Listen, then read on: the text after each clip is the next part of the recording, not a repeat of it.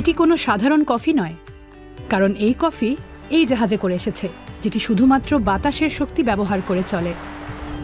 এভাবে জাহাজটি নিকারাগুয়া থেকে জার্মানিতে কফি নিয়ে আসে। সময় লাগে কয়েক মাস। বাতাসের সাহায্যে চলায় কার্বন নির্গমন হয় না। এই ধারণার পেছনের ব্যক্তিটির নাম ইয়েন্স ক্লাইন। শুরুতে একটি বিষয় আমি খুব ভালোভাবে খেয়াল করেছিলাম। তখন জানতে পেরেছিলাম কোনো পণ্য কম দামে বিক্রি করতে চাইলে অনেক সময় কোনো কিছুর ক্ষতি করতে হয়। ক্লাইন 2014 সালে ক্যাফে চাবালো সমবায় প্রতিষ্ঠা করেন। সংবাদপত্রের সম্পাদকের চাকরি ছেড়ে তিনি নিকারাগুয়া গিয়েছিলেন। সেখানে তিনি কফি চাষ করতে একটি সমবায় গড়ে তোলেন।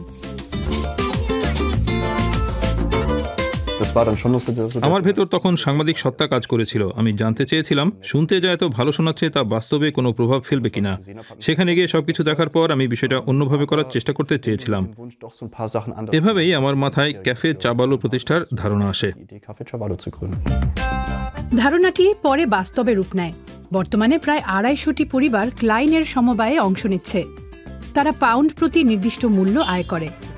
আগে তাদের আয় বিশ্ববাজারের দাম বাড়া কমার সঙ্গে সম্পর্কিত ছিল, তাই আয় কম বেশি হতো। বছরে একবার ক্লাইন সেই পরিবারগুলোর সাথে দেখা করেন যাদের জীবনে তার কারণে পরিবর্তন এসেছে। আমরা এখন আরো বেশি আয় করছি এবং আমাদের কফি এখনো অর্গানিক উপায়ে প্রক্রিয়াজাত করা হয়। আমাদের মতো ছোট অর্গানিক কফি উৎপাদনকারীর জন্য বিষয়টা দারুণ সন্তোষজনক।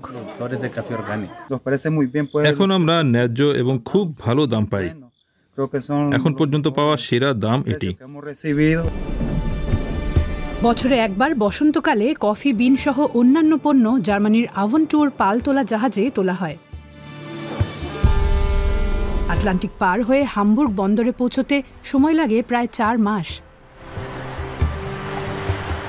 শ্রম এবং খরচ যতটা সম্ভব কম রাখার জন্য ক্লাইন এটি করেন। কফি হামবুর্গে পৌঁছানোর পর স্বেচ্ছাসেবীরা তা খালাস করেন। এটা সব সময় হয়। তারপর হামবুর্গ থেকে সাইকেলে করে কফি অন্য জায়গায় নিয়ে যাওয়া হয়। এটা এক বিশেষ সহায়তা। পুরো কফি চালানোর জন্য আমরা এই ব্যবস্থা করতে পারিনি।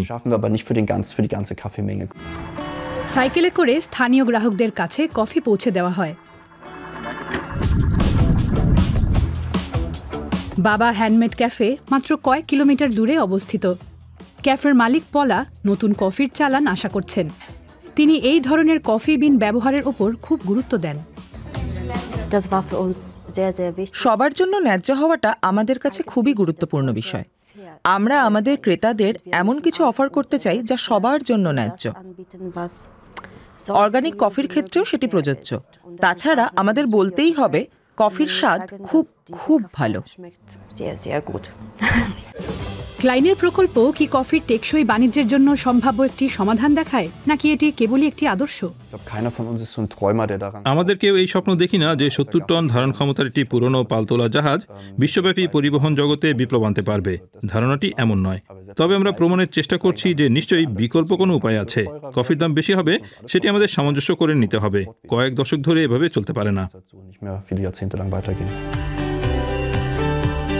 কিন্তু ক্লাইন এবং তার দল সামনে এগিয়ে যাওয়ার পরিকল্পনা করছে। এভাবে তারা হয়তো ধনী নাও হতে পারেন, কিন্তু নিকারাগুয়ার কফি চাষি এবং পরিবেশের জন্য অবদান রাখবেন।